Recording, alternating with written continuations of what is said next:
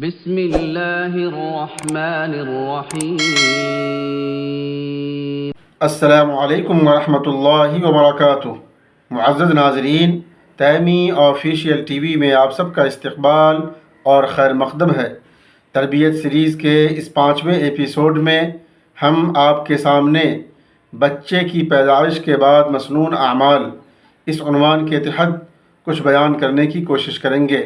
میرے اسلامی بھائیوں اور بہنوں، شادی کے بعد انسان کی پہلی خواہش یہ ہوتی ہے کہ اس کے یہاں ایک نرینہ اولاد ہو، تاکہ وہ اولاد جیسی عظیم نعمت سے لطف اندوز ہو سکے اور دنیا کی خوشی کو اپنے دامن میں سمیٹ سکے۔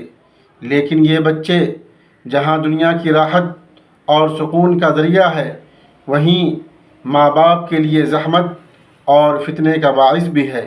اس لیے والدین کی ذمہ داری ہے کہ وہ اپنے بچوں کی شروع ہی سے صحیح تربیت کریں۔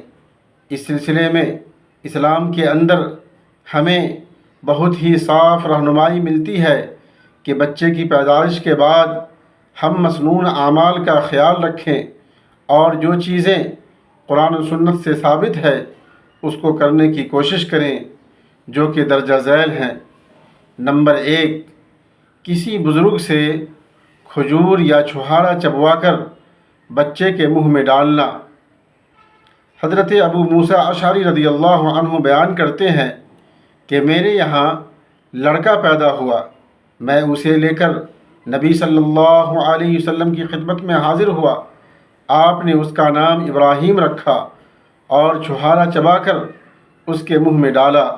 بخاری کی روایت میں اتنا اضافہ ہے کہ آپ صلی اللہ علیہ وسلم نے اس کے حق میں برکت کی دعا فرمائی، پھر اسے میرے حوالے کر دیا۔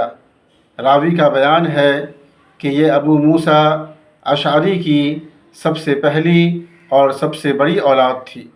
علامہ ابن قیم رحمہ اللہ تحفۃ المودود میں لکھتے ہیں کہ مکہ سے مدینہ ہجرت کرنے کے بعد اسماء بنت ابی بکر رضی اللہ عنہا کے یہاں بچے کی ولادت ہوئی۔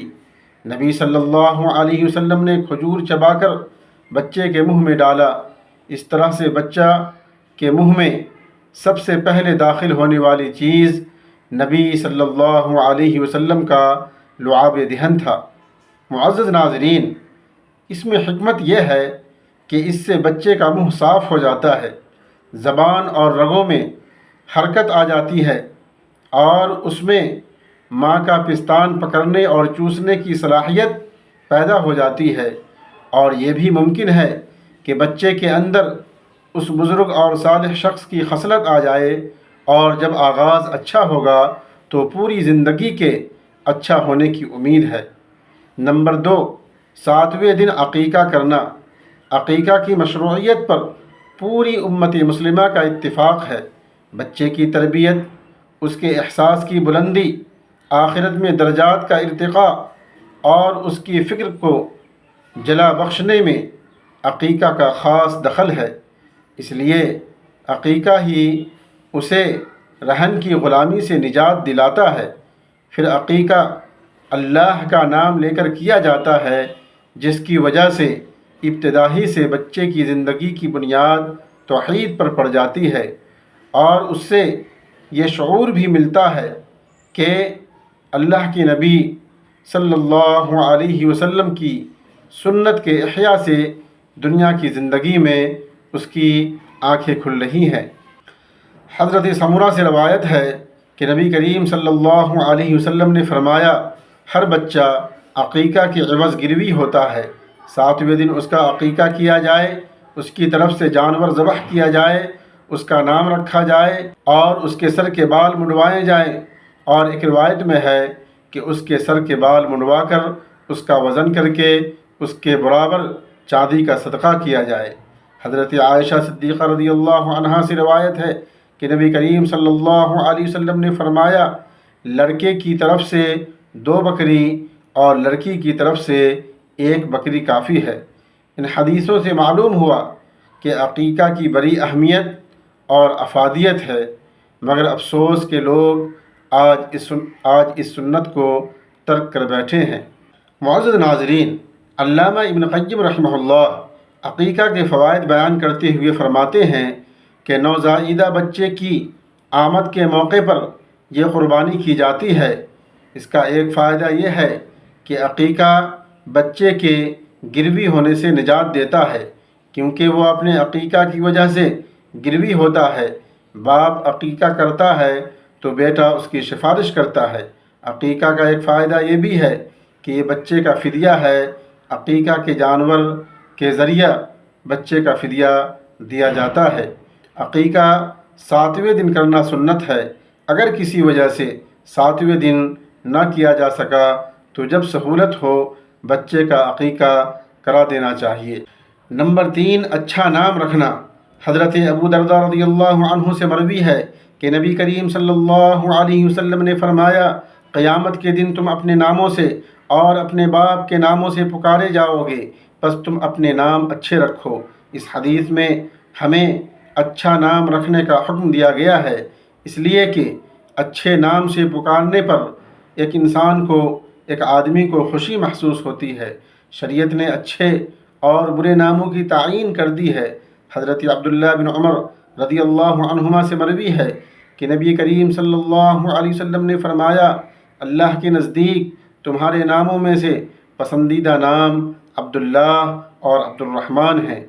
اسی طرح بخاری اور ابو داود وغیرہ میں نبی کریم صلی اللہ علیہ وسلم نے فرمایا، تم انبیاء علیہم السلام کے ناموں پر اپنا نام رکھو، اور اللہ تعالیٰ کے نزدیک پسندیدہ نام عبداللہ اور عبد الرحمن ہے، اور سب سے اچھا نام حارث و حمام ہے، اور سب سے برے نام حرب اور مرہ ہیں۔ بچے کا اچھا نام رکھنے کا فائدہ یہ ہے کہ جب بچہ بڑا ہوگا تو اسے خوشی محسوس ہوگی، اور وہ یہ محسوس کرے گا کہ وہ اللہ کا بندہ ہے، وہی اس کا خالق اور مالک ہے۔ بعض لوگ نیا نام رکھنے کے چکر میں اپنے بچے کا کچھ بھی نام رکھ دیتے ہیں، گرچہ اس کا معنی غلط ہی کیوں نہ ہو۔ بعض لوگ کہتے ہیں کہ یہ نام تو قرآن میں ہے، حالانکہ معنی اور مفہوم کے اعتبار سے وہ نام صحیح نہیں ہوتا ہے۔ اس لیے آدمی کو اپنے بچے کا نام بہت ہی سوچ اور سمجھ کر رکھنا چاہیے۔ نمبر 4، بچوں کا ختنہ کرنا۔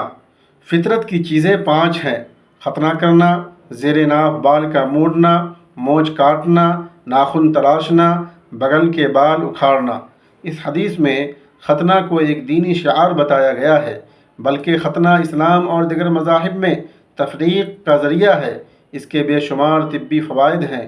ختنہ سے انسان آسانی کے ساتھ مکمل طہارت حاصل کر لیتا ہے، اس لیے بچے کا ختنہ ضروری ہے، اور اگر کسی وجہ سے بچے میں ختنہ نہ ہو پایا ہو تو بڑے ہونے کے بعد بھی ختنہ کرا دینا چاہیے۔ معزز ناظرین، تیمی آفیشیل ٹی وی کو لائک اور سبسکرائب کریں اور بیل آئیکن کو دبا دیں تاکہ ہماری ہر آنے والی ویڈیو کا نوٹیفیکیشن آپ کو آسانی سے مل سکے۔ بہت بہت شکریہ۔